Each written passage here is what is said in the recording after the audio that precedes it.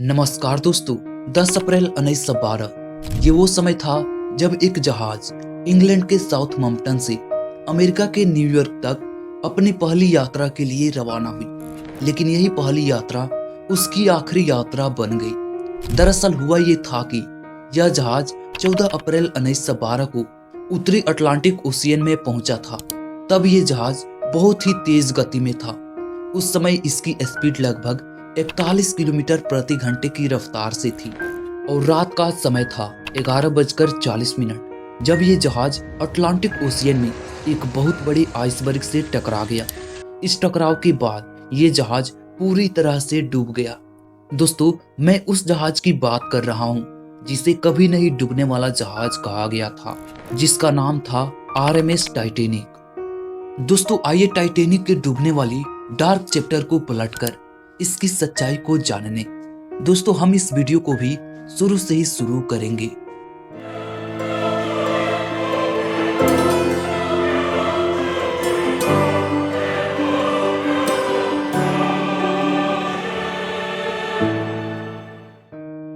दोस्तों, 20वीं सदी के पहले दशकों में समुद्री यात्री जहाजों का बहुत महत्व था और इन जहाजों का उद्देश्य मुख्य रूप से यूरोप और अमेरिका के बीच हाई लेवल की यात्रा को आसान बनाना था। दोस्तों, उस समय की सबसे बड़ी और प्रमुख शिपिंग कंपनियों में व्हाइट स्टार लाइन और क्यूनार्ड लाइन थी, जिसके बीच समुद्री यात्रियों के लिए अनुसरण तीव्र थी। क्यूनार्ड लाइन ने लुसिटानिया और मॉरिटानिया जैसे तेज गति वाले जहाजों का निर्माण किया था, जबकि व्हाइट स्टार लाइन ने लग्जरी और आराम जैसे जहाजों को प्राथमिकता दी थी।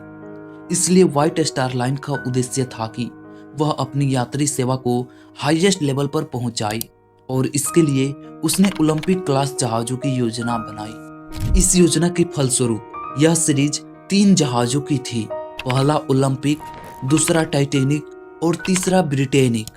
दोस्तों, ये तीनों जहाज एक दूसरे से तकनीकी रूप से मिलते जुलते थे, लेकिन टाइटैनिक को इनमें सबसे सुपर और सबसे बड़ा जहाज बनाया गया था। दोस्तों, टाइटैनिक का निर्माण वही British shipping company white star line द्वारा किया गया था। इसका निर्माण हायरलैंड एंड वुल्फ शिपयार्ड में हुआ था, जो बेलफास्ट उत्तरी आयरलैंड में स्थित था। दोस्तों, इस शिपयार्ड में उस समय दुनिया के सबसे बड़े और सबसे उन्नत शिप बिल्डिंग उपकरण थे। टाइटैनिक का कंस्ट्रक्शन कार्य 31 मार्च 1909 को शुरू हुआ था और यह लगभग 3 वर्षों तक चला था। इसके बाद 31 मई 1911 को इसे पानी में उतारा गया।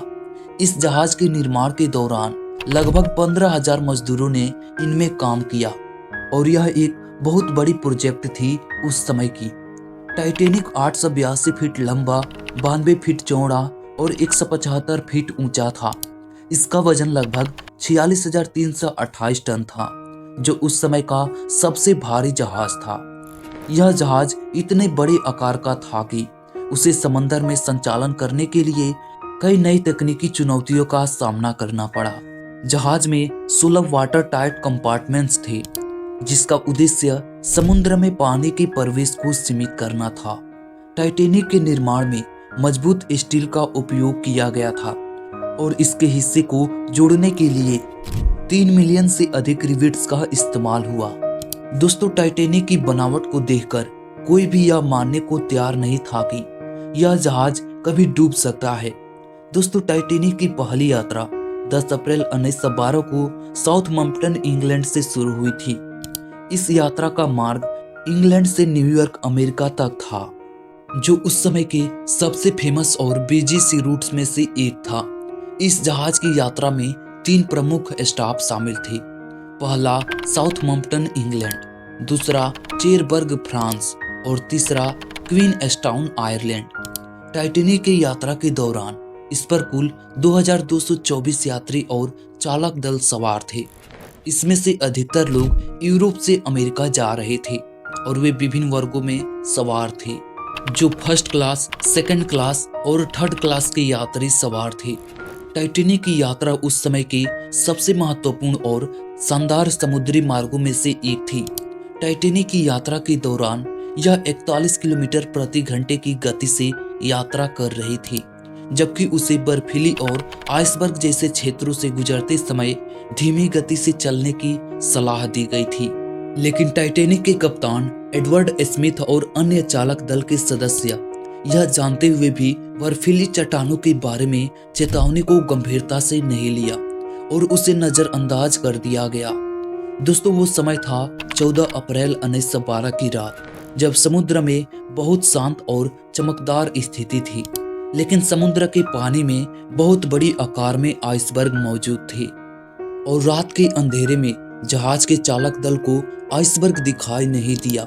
जब अचानक टाइटैनिक के सामने एक बड़े आइसबर्ग दिखाई दिया तो उस समय टाइटैनिक की गति काफी तेज होने के कारण टाइटैनिक ठीक समय पर मुड़ नहीं पाया और आइसबर्ग से टकरा गया, जिससे जहाज के आगे के हिस्सों में छेद हो गया और यह लगभग रात के 11:40 पर डूबने लगा और तकरीबन 2:20 पर यह जहाज पूरी तरह से डूब गया। यह जिस ओशियन में डूबा था उसके जल का तापमान -2 डिग्री सेल्सियस था, जिससे किसी साधारण इंसान को 20 मिनट से ज्यादा समय तक जिंदा रहना शायद नामुमकिन था। इस दुर्घटना में लगभग 15 से 17 लोगों की मौत हुई थी और 7 से 6 लोग जिंदा बच पाए थे। बाकी अधिकांश यात्रियों और चालक दल के सदस्यों की मौत ठंडे अटलांटिक ओशियन में डूब जाने के कारण या फिर हाइपोथर्मिया के कारण अपनी जान गंवा बैठे, जो इतिहास की सबसे बड़ी शांतिकाल समुद्री आपदाओं में से एक थी। दोस्तों, टाइटैनिक पर सवार यात्रियों के बीच एक स्पष्ट सामाजिक वर्ग का विभाजन था। इस जहाज पर 3 श्रेणियों में यात्रियों का विभाजन किया गया था: फर्स्ट क्लास, सेकंड क्लास और थर्ड क्लास। फर्स्ट क्लास के यात्री टाइटैनिक पर सबसे बड़ी और सबसे आलीशान केबिनों में रहते थे, जिसमें बिजनेसमैन, उद्योगपति और उच्च समाज के सदस्य शामिल थे। इसके बाद सेकंड क्लास के यात्री, जिसमें मध्यम वर्ग के बिजनेसमैन और टीचर शामिल थे, इनको भी अच्छी सुविधाएं प्राप्त थी, लेकिन ये फर्स्ट क्लास से कम लग्जूरियस थी।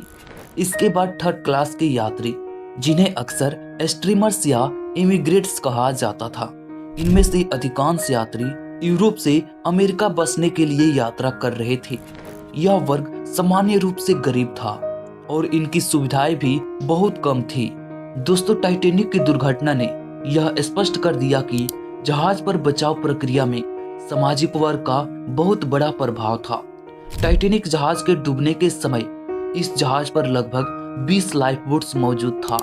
जहाज डूबने के समय ये लाइफ बोट्स पूरी तरह से भरी भी नहीं थी, इसलिए अधिक लोग बच नहीं पाए। फर्स्ट और सेकंड क्लास के यात्रियों को सबसे पहले बचाया गया और थर्ड क्लास के यात्रियों को जहाज के निचले डेक्स में बंद कर दिया गया और उन्हें ऊपर आने का मौका नहीं मिला।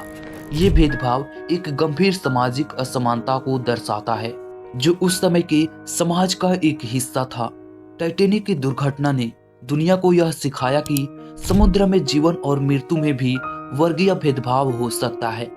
जहाज के डूबने के बाद फर्स्ट एंड सेकंड क्लास के अधिकांश यात्री बच गए, जबकि थर्ड क्लास के यात्री भारी संख्या में मारे गए। यह तथ्य हमें यह समझने में मदद करता है कि उस समय के समाज में अमीर और गरीब के बीच के फर्क ने न केवल आम जीवन बल्कि इमरजेंसी सिचुएशन में भी अपना प्रभाव डाला। दोस्तों, जब टाइटैनिक उस रात को बर्फीली चट्टान से टकराकर डूबने लगा तो बचाव कार्यों की शुरुआत अत्यधिक चुनौतीपूर्ण परिस्थितियों में हुई। आरएमएस कारपथिया नामक जहाज ने टाइटैनिक से भेजे गए एसओएस संकेतों का जवाब दिया। कारपेथिया ने तुरंत बचाव मिशन शुरू किया और लगभग 4 घंटे बाद घटना स्थल तक पहुंची। जब वह पहुंची, टाइटैनिक पहले से ही डूब चुका था, लेकिन कारपेथिया ने 705 जीवित बचे यात्रियों को बचाया। दोस्तों, टाइटैनिक की त्रासदी ने समुद्री यात्रा के इतिहास को नया दिशा दी। इस घटना ने समुद्र यात्रा की सुरक्षा में कई अहम बदलाव किए, जिनका प्रभाव हम आज भी देख सकते हैं। टाइटैनिक की दुर्घटना के बाद समुद्री यात्रा की सुरक्षा में कई महत्वपूर्ण बदलाव किए गए, जैसे कि टाइटैनिक के डूबने के समय लाइफ बोट्स की संख्या यात्रियों की संख्या के बराबर नहीं थी। इसके बाद यह कानून बना कि सभी यात्री जितने जहाज पर मौजूद हो उतने यात्री के बचाव के लिए लाइफ बोट्स हमेशा मौजूद रहे। टाइटैनिक के हादसे के बाद समुद्र में संचार के तरीकों को और अधिक कुशल और प्रभावी बनाया गया। दोस्तों 1997 में जेम्स कैमरून द्वारा निर्देशित टाइटैनिक फिल्म ने टाइटैनिक की कहानी को पूरी दुनिया में नए सिरे से पेश किया। टाइटैनिक की त्रासदी पर अनगिनत किताबें लिखी गई, जिनमें से कुछ किताबें व्यक्तिगत यात्रियों के अनुभवों और उनकी कहानियों पर आधारित है। वाल्टर लॉर्ड द्वारा लिखी गई ए नाइट टू रिमेम्बर पुस्तक, जो टाइटैनिक की रात की घटनाओं का विस्तृत विवरण देती है। दोस्तों 1985 में समुद्र वैज्ञानिक रॉबर्ट बलाई और उनकी टीम ने टाइटैनिक के मलबे का पता लगाने के लिए एक साहसिक अभियान चलाया। वे जो अभियान चला रहे थे वह शुरू में 2 अमेरिकी न्यूक्लियर पनडुब्बी यूएसएस थ्रेसर और यूएसएस स्कॉर्पियन के मलबे को खोज के लिए था, लेकिन एक संयोगवश उनके द्वारा इस्तेमाल की गई अत्याधुनिक सोनार तकनीक ने टाइटैनिक के मलबे की खोज की। यह मलबा लगभग 3800 मीटर यानी 12,500 फीट गहरे समुद्र में कनाडा के न्यूफाउंडलैंड के तट से लगभग 600 किलोमीटर दूर स्थित था। इस खोज ने एक नई युग की शुरुआत की, जिसमें समुद्र की गहराइयों में छिपी ऐतिहासिक घटनाओं को उजागर करने के लिए आधुनिक तकनीकों का इस्तेमाल किया गया। दोस्तों टाइटैनिक के मलबे पर किए गए वैज्ञानिक रिसर्च ने न केवल समुद्र विज्ञान में नई दिशा प्रदान की, बल्कि यह हमें समुद्र के गहरे हिस्सों में जीवन और मानव इतिहास के बारे में बहुत कुछ सिखाता है। मलबे के अध्ययन ने हमें यह समझने का मौका दिया कि समुद्र में छिपी घटनाएं और प्राकृतिक प्रक्रियाएं कितनी जटिल होती है। दोस्तों इस वीडियो पर आपके क्या राय है, हमें कमेंट करके जरूर बताएं। और चैनल पर पहली बार विजिट किए हैं तो चैनल को सब्सक्राइब जरूर कर लेना। धन्यवाद।